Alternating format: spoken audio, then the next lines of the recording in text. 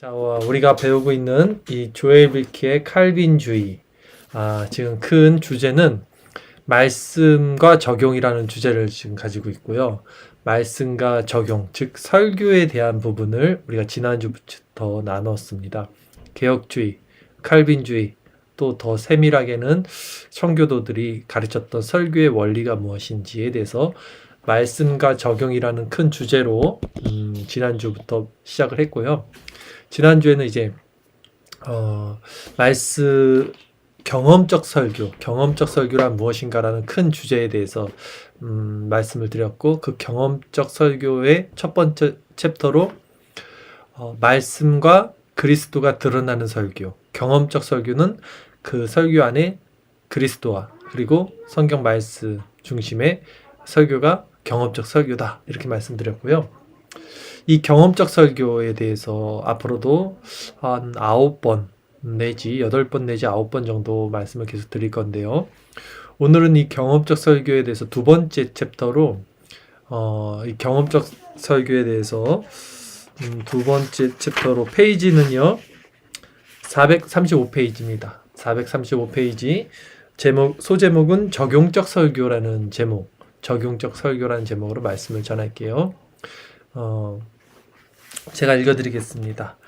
적용이라는 의미의 영어 단어는 향하여를 의미하는 F와 또 덮다를 의미하는 플리코라는 두 개의 라틴어에서 왔습니다. 따라서 적용이라는 단어는 무언가를 무엇에게 합치는 것과 관계가 있습니다.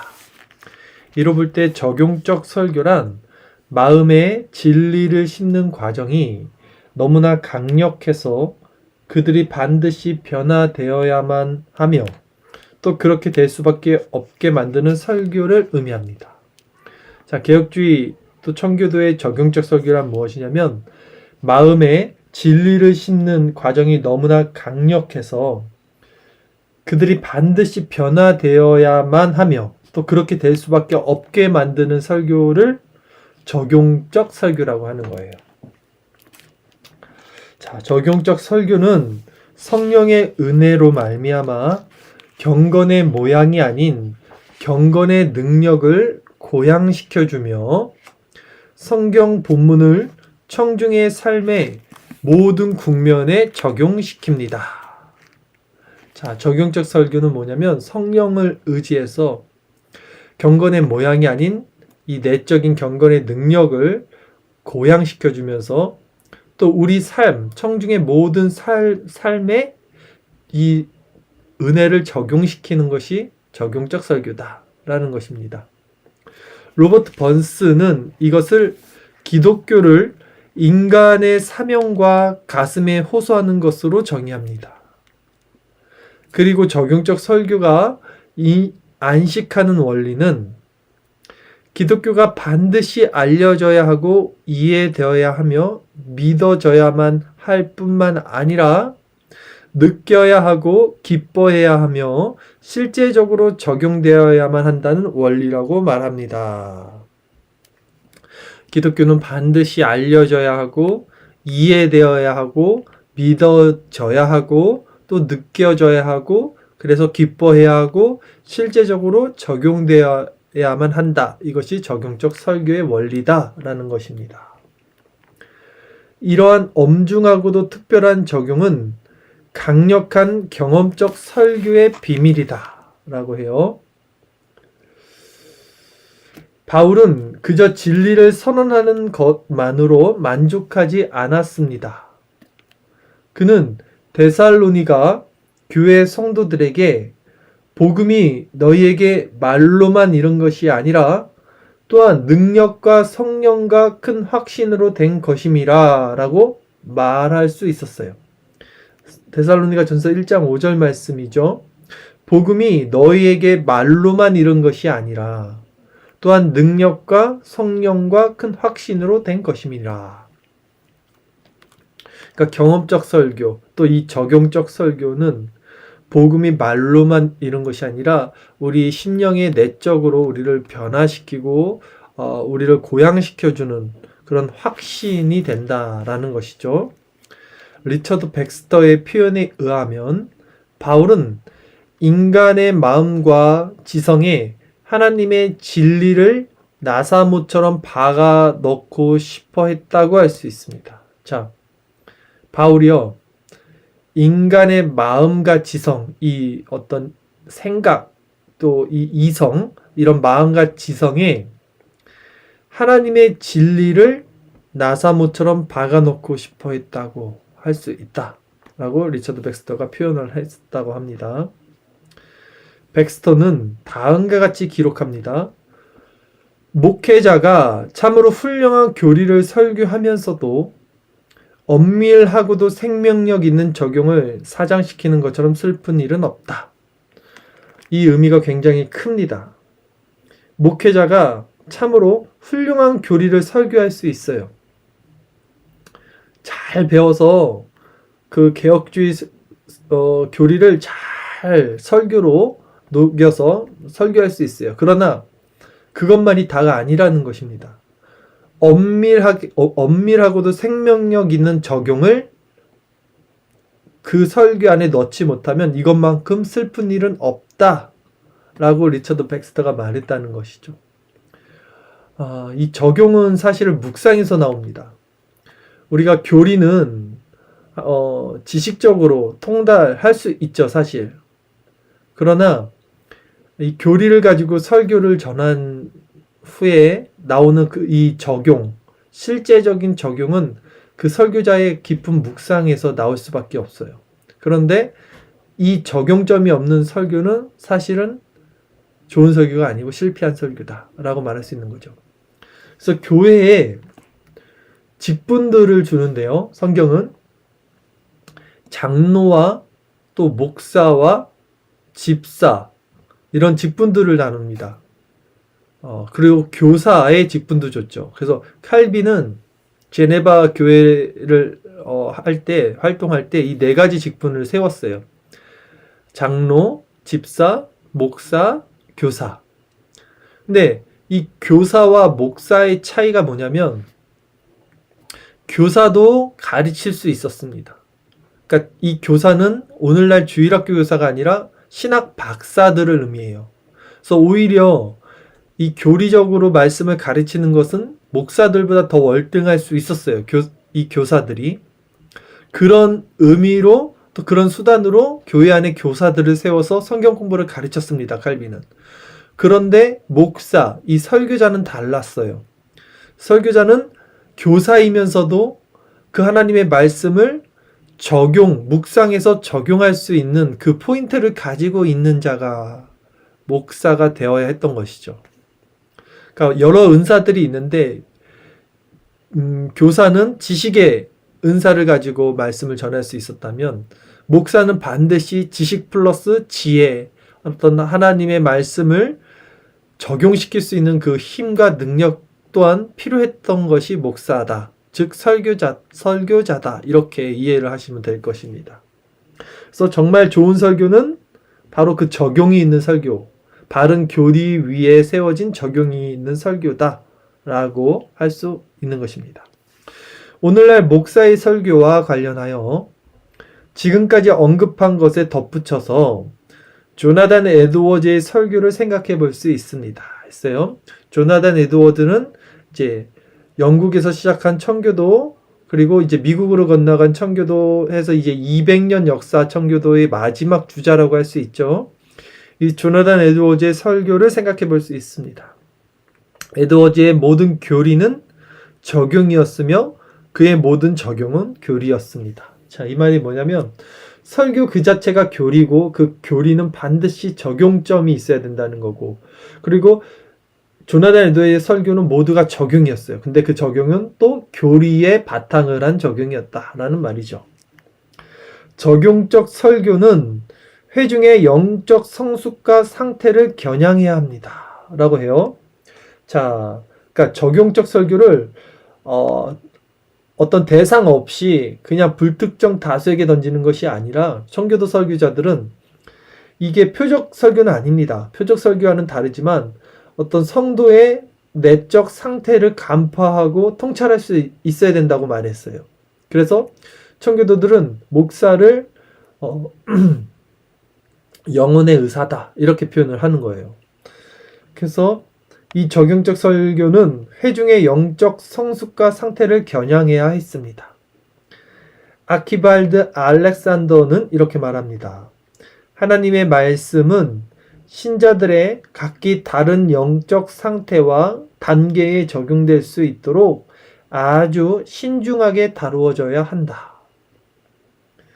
어떤 사람들은 장성한 사람이지만 또 어떤 사람들은 그리스도 안에서 고기로 먹이지 못하고 젖으로 먹여야 하는 아기와 같기 때문이다 라는 거예요. 자, 모두 믿음의 분량이 다릅니다. 이해의 수준도 다르죠. 그런데 설교는 그 모든 다른 수준에 있는 사람들을 모아놓고 한 번에 설교를 해야 돼요. 캐리그마, 결국 선포이고 성령의 역사이기 때문에 어떤 이들은 그것을 잘 들을 것이고 또 어떤 이들은 그 말씀을 또 이해할 수 없고 또 못 알아듣고 또 불쾌할 수도 있을 것입니다. 그렇기 때문에 사실은 설교만으로 우리가 신앙생활을 할 수는 없는 거예요. 성경 공부, 또 교리 공부, 말씀 나눔과 교제 등이 꼭 필요한 것입니다.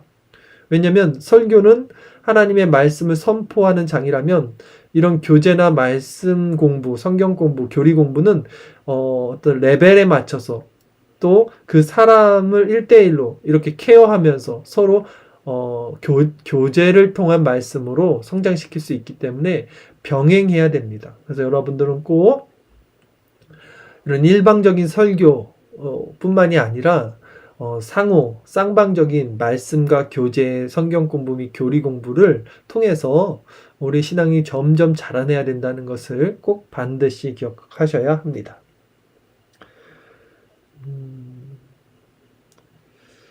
그래서 이 아키발드 알렉산더는 이렇게 말했다고 했죠. 자, 어떤 사람들은 장성한 사람이지만 또 어떤 사람들은 그리스도 안에서 고기로 먹이지 못하고 젖으로 먹여야 하는 아기와 같다. 자, 알렉산더는 계속해서 칼빈주의적 설교자들이 영적 침체에 빠진 사람들과 세속적인 마음을 가진 사람들과 고통받고 있는 사람들과 죽어가는 신자들을 향하여 어떻게 각각 다르게 적용적 설교를 수행했는지를 잘 설명해 주고 있습니다. 자, 칼빈주의적 설교자들은요, 이런 설교의 내용이 결이 어떤 영적 침체에 빠진 사람들, 그리고 어떤 마음의 고통을 받는 사람들, 또 죽어가는 신자들 향해서 이제 다르게 각각 적용했다라는 것이죠. 심지어 예수님의 산상 설교와 사도행전에 기록된 사도들의 설교, 칼빈과 에드워즈 같은 이들의 위대한 설교들을 대충 살펴보기만 해도 좋은 설교란 풍성한 적용이 있는 설교라는 것을 쉽게 알 수 있습니다. 여러분들이 설교를 들을 때 교리적인 설교만 계속하고 적용점이 없고 딱 끝나면 와닿지가 않겠죠. 그리고 또 교리가 없이 그냥 적용, 우리 삶의 적용, 그러니까 인본주의적 어떤 설교자의 자의적 해석과 자의적 주장을 가지고 적용 설교만 쭉 하고 있는 그런 복음주의권 교회 설교도 여러분들 마음의 생명력을 살릴 수 없겠죠. 그래서 참된 설교는 교리를 바탕으로 한 바른 말씀을 전하고 또 그 말씀을 우리가 잘 이해해서 씹어서 삼키고 우리 삶에 정말 적용할 수 있도록 적용을 해줘야 된다는 말씀을 하는 겁니다. 그래서 위대한 칼빈이나 또 조나단 에드워즈 같은 사람들은 이렇게 실생활적으로 적용을 하는 설교를 많이 했는데, 그러니까 여러 방면으로 한 가지 예가 아니라 다방면으로 입체적으로 같은 교리를 이렇게 여러 방면으로 해석해서 들려줘야지만 청중들은 그것이 좀 이해가 수월히 가겠죠. 저도 느끼는 건데 설교자들은 사실 다 이해를 할 거라고 생각하고 설교를 할 때가 많아요. 그런데 사실 청중들은 설교자가 전하는 것들의 거의 반도 이해를 못할 때가 많습니다. 그래서 그것을 이해를 시키기 위해서는 반드시 여러 방면으로 그것을 입체적으로 또 비유로 또 그렇게 적용점을 세워서 말씀을 전해야 한다는 생각을 저도 이 공부를 통해서 더 확실히 알게 되었습니다.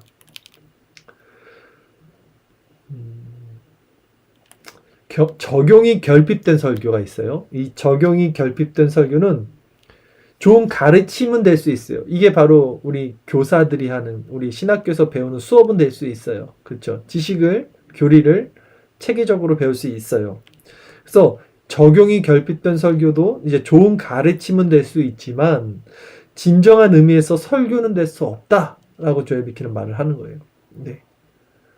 찰스 스펄전은 약간 과장해서 적용이 시작되는 바로 그 지점이 설교가 시작되는 곳이다 라고 말했대요.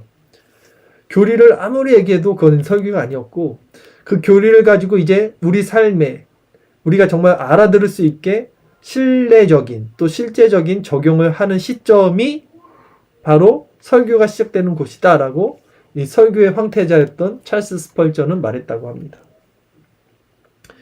성경과 교회 역사상 최고의 설교자들은요, 결론 부분에서만이 아니라 그들의 설교 전반에서 적용을 제시했다고 합니다. 기승전결, 또 뭐 본문과 우리 어떤 결론 쪽에서 이 적용을 내는 그런 설교가 아니라 그냥 처음부터 다 적용을 넣었다는 거예요. 네, 위대한 설교자들은. 성경과 교회 역사상 최고의 설교가들은 말씀드렸던 대로 결론 부분에서만이 아니라 그들의 설교 전반에 적용을 제시했습니다. 찰스 브릿지스는 이렇게 말합니다. 영속적인 적용 방법은 그 주제가 허용하는 각 항목을 명확하게 적용함으로써 발생하는 결과에 따라 평가될 수 있다. 그것은 설교의 각각의 주요 내용에 대한 결론 부분에서 성도를 향하여 적절한 교훈과 경고와 격려를 제시하는 것입니다. 1년의 설교로 구성되어 있는 히브리서가 1년의 설교로 구성되어 있어요. 이런 구조를 가지고 있죠. 설교식의 구조를 가지고 있는 이 히브리서는 바로 이러한 구조를 완벽하게 보여주고 있습니다. 적용적 구조를. 논증적인 사상과 그와 관계된 맥락에서의 증명과 그 추론과 관련된 논리들은 각각 개인적이고도 강력한 확신에 따라 방해를 받기도 하지만 중심 사상의 연속성은 처음부터 끝까지 보존됩니다. 종교개혁자들로부터 배운 청교도 설교자들은 적용적 설교의 전문가들이었습니다. 이 적용적 설교의 기술은 칼빈주의적이며 청교도적인 웨스트민스터 총회 신학자들이 만들었던 공중 예배 모범의 말씀 설교에 대하여라는 작은 장에 아주 훌륭하게 요약되어 있다고 합니다.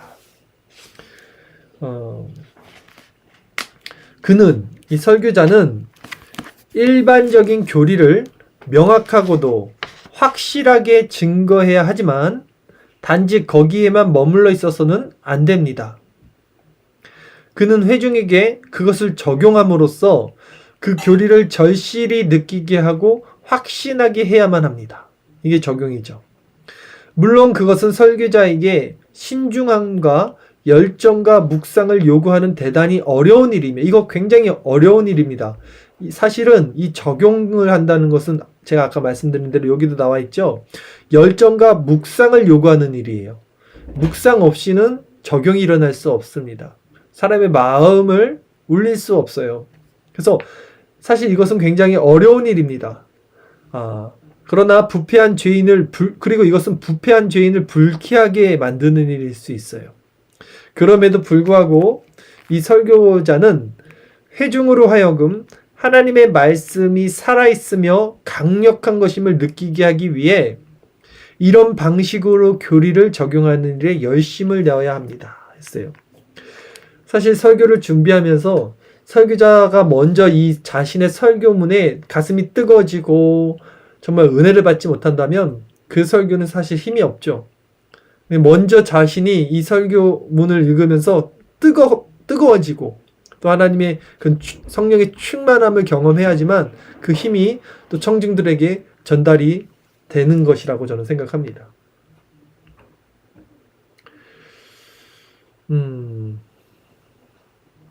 그럼에도 불구하고 그는 회중으로 하여금 하나님의 말씀이 살아있으며 강력한 것임을 느끼게 하기 위해 이런 방식으로 교리를 적용하는 데 열심을 내야 합니다. 읽었죠? 만일 회중석에 불신자나 무지한 사람이 앉아 있다면, 하나님 말씀을 아예 알아듣지 못하는 그런 자연인들이 앉아 있다면, 그는 이런 방식을 통하여 자신의 마음에 감추어진 것을 드러내고 하나님께 영광을 돌리게 될 것입니다. 했어요. 이런 방식이 뭐냐면, 자, 이런 의미에서 웨스트민스터 총회의 신학자는 6가지 적용을 추구합니다. 이제 어떻게 하는 설교가 참된 적용의 설교인지 6가지로 이 웨스트민스터 총회 신학자들이 나눴어요. 이거 한번 말씀을 드릴게요. 6가지 적용적 설교 요소들입니다. 첫째는 교훈이 들어가는 겁니다. 설교에 교훈. 이 교훈은요, 인간의 교훈은 아니겠죠? 교리적 적용의 교훈. 이 교리에서 추출할 수 있는 교훈을 적용하는 것이 들어가는 거예요. 두 번째는 논박입니다. 현재의 실수에 대한 책망. 말씀을 가지고 우리 삶에 적용했을 때, 내가 그렇게 살지 못했네. 말씀해 보니 내가 저렇게 살았어야 되는데 내가 그렇게 살지 못했네 라는 현재의 우리 실수와 잘못에 대한 책망이 들어가야 된다는 거죠. 또 세 번째는 훈계. 명령들을 수행하는 데 도움을 주는 방편들에 대한 설명뿐만 아니라 본문 안에 제시된 명령과 하나님의 명령이 있죠. 또 의무가 있습니다. 성도의 의무, 책임, 이것들을 순종하도록 요구하는 훈계가 설교의 적용에 들어가야 된다는 것이죠. 네 번째는 책망이 들어가야 된다는 거예요. 사람들 책망받기 싫어하는데 좋은 설교, 적용적 설교의 요소는 책망이 반드시 들어가야 됩니다. 무엇을 책망하는 겁니까? 죄를 책망하는 거죠. 죄를 책망하고 그것의 사악하고도 혐오스러운 국면에 대한 각성과 그 무시무시한 결과들에 대한 선언과 그것을 피할 수 있는 방법을 보여주는 거예요. 무시무시하게 막 다 그냥 당신은 죄인이야, 당신은 죽어야 돼 하고 끝내버리면 답이 안 나오잖아요. 그리고 나서는 꼭 피할 수 없는 방법, 도피성을 하나님 마련해 줬듯이 우리에겐 그리스도, 또 십자가 이런 것으로 꼭 그 방법을 제시해 줘야 된다는 것이죠. 좋은 설교는. 결국은 좋은 설교는 그리스도가 빠져선 절대 안 되는 거죠. 다섯 번째는 위로. 그래서 위로가 주어져야 되는 거예요. 설교에는. 다양한 고난과 고통에도 불구하고 믿음의 선한 싸움을 계속 싸우도록 신자들을 격려하는 것. 그러나 우리의 위로의 주체, 우리 믿음의 주체는 바로 예수님이 되어야 된다는 것도 우리는 설교에서 잊지 말아야 될 것입니다. 마지막 6번째는 시험입니다. 시험. 자기점검, 이 시험, 테스트, 이미와 아직 사이에 있는 우리 신앙의 어떤 긴장감, 이것을 계속해서 설교 안에 넣어야 된다는 거죠. 자기 점검과 교정을 목적으로 한 설교의 표준과 은혜의 표지들로서 신자의 영적 상태에 따라 의무를 다하게 하고 그들의 죄로 말미암아 겸손해지고 위로를 통하여 강해지도록 하기 위한 것. 이런 요소들이 설교에 다 들어가야 한다라는 것입니다. 이것이 바로 적용적 설교라는 것이죠. 6가지 다시 한번 제목만 말씀드릴게요. 교훈, 논박, 훈계, 책망, 위로, 시험. 이런 요소들이 우리 또 경험적 설교, 그 안에 있는 적용적 설교에 다 들어가야 되는 요소다라는 것입니다. 그래서 교회, 바른 교회, 개혁교회의 3대 표지가 뭐냐면, 그래서 바른 말씀의 전파자네요. 그리고 또 바른 치리의 실행이 있습니다. 또 성례의 실행이 있고, 그러니까 설교 안에도 책망과 훈계가 있듯이 바른 교회 안에서도 바른 말씀과 이 치리, 책망이 있다는 것이 연결이 되죠. 또 오늘날 듣기 싫은 말을 듣기 싫어하는 사람들이 있는데 고쳐 먹어야 됩니다. 그 마음은. 네. 자, 읽어드릴게요. 우리는 이러한 목록에 덧붙여서 사람들로 하여금 하나님의 선하심과 영광과 그의 진리를 깨닫게 하고 하나님께서 스스로 성경에 계시하신 하나님을 경배하게 하는 송영적 적용을 생각할 수 있을 것입니다. 여기 덧붙여서 우리는 또 한 가지 적용을 뭘 할 수 있냐면 하나님의 영광, 그분의 선하심, 그분을 경배하는 마음, 이것을 적용할 수 있을 것이라는 거죠. 이것은 성경 진리의 설교 또는 적용을 뜻합니다. 이러한 종류의 설교는 우리 마음과 정서를 깨워서 우리 주 예수 그리스도 안에서 삼위일체 하나님의 아름다우심과 영광과 사랑을 즐거워하게 만든다는 거예요. 이러한 모든 설교들이 우리 마음 가운데 어떤 심령을 깨우고 그 안에서 하나님의 아름다움과 영광과 사랑을 즐거워하게 만든다라는 것이죠. 마지막으로 이 적용적 설교는요, 종종 큰 희생을 감수해야 하는 설교라는 사실을 기억할 필요가 있습니다. 잘 알고 있듯이 세례 요한이요, 일반적으로 설교할 때는요, 어땠습니까? 헤롯 왕이 세례 요한을 좋아했다 그랬어요, 성경이. 그래서 그 설교 듣기를 즐거워했다. 그러나 세례 요한이 그 설교를 적용했어요. 누구한테 적용했습니까? 그 헤롯 왕에게 적용을 딱 했죠. 그랬더니 세례 요한은 어떻게 됐습니까? 목이 날아갑니다. 세례 요한은 생명을 잃어야만 했습니다. 바로 이런 거예요. 우리 나단 선지자가 다윗에게 어떤 설교를 합니다. 참 수긍을 했어요, 다윗이. 저 나쁜 놈이네. 그 사람 당장 버려야겠네. 자기 걸 냅두고 남의 가난한 사람들 걸 또 착취한 사람은 나쁜 사람이네. 동의가 일어났어요. 근데 그 사람이 바로 당신입니다. 밧세바를 범한 당신입니다라고 나단 선지자가 적용을 해버리니까, 근데 다윗은 달랐죠. 다윗은 하나님 앞에 회개를 합니다. 이게 차이예요. 적용적 설교가 들어갔을 때 저 목사가 나한테 저렇게 얘기하네 해서 그 말씀에 상처를 받고 튕겨져 나가는 것이 잘못된 거고요. 그 말씀이 나를 향한 것이라면 회개하면 되고, 나를 향한 것이 아니라고 생각이 들면 아무렇지도 않을 거 아닙니까? 그렇기 때문에 이런 적용적 설교는 항상 우리를 찌르고 아프게 하지만 그것은 우리에게 유익한 것이다 라는 말씀을 드리겠습니다. 이 두 가지 설교가, 그러니까 이제 세례 요한의 설교, 아까 제가 말한 일반적인 설교, 적용적 설교, 이 두 가지 설교가 설교자의 양심과 사람들의 양심에 동시에 존재합니다. 하나님의 진리를 대담무쌍하게 적용하는 것은 값비싼 희생을 치러야 하는 것이 맞아요. 그럼에도 불구하고 우리에게 이런 설교가 얼마나 필요합니까? 그쵸? 이런 설교를 하면 교인들이 떠날까봐 그런 설교 못하는 목사들이 있어요. 그런데 교인들이 떠나더라도 내가 하나님께 좋게 하랴, 사람에게 좋게 하랴, 정말 그 말씀을 듣는다면 그게 그 사람에게 유익한 것이기 때문에 또 그 말씀을 전한다면 사실 그것이 우리에게 얼마나 필요한 설교냐는 거예요. 그럼 그 말씀을 전할 수 있는 목사가 얼마나 더 소중한 목사냐는 것이죠. 설교자는 언젠가는 반드시 하나님 심판대 앞에 서야 됩니다. 청중들도 서야 됩니다. 우리 모두는 하나님 앞에 서야 됩니다. 그날이 오면 설교자는 자신에게 맡겨진 하나님의 양떼들을 어떻게 하나님의 말씀으로 이끌었는지에 대해 하나님 앞에서 분명히 소명 자료를 내놓아야 될 거예요. 우리의 행위가 모두 하나님 앞에 기록되어서 마지막 날에는 심판받을 거라 성경은 말을 합니다. 그리고 하나님의 말씀을 회중의 영혼과 양심에 생생하게 전달하기 위해서 노력하지 않은 설교자들에게는 하나님의 화가 미칠 것입니다. 그래서 아무나 스승이 되지 말라고 했고, 그리고 더 스승된 자는 심판이 더 중하다라고 분명히 성경이 말씀을 합니다. 반드시 우리 가르치는 자들은 기억해야 합니다. 설교자들이요, 우리는 사람들 앞에서 그들을 즐겁게 하는 사람이 아니라 그들에게 설교하는 자들임을 기억합시다. 적용은 중대할 뿐만 아니라 가장 우선적으로 행해야 하는 일입니다.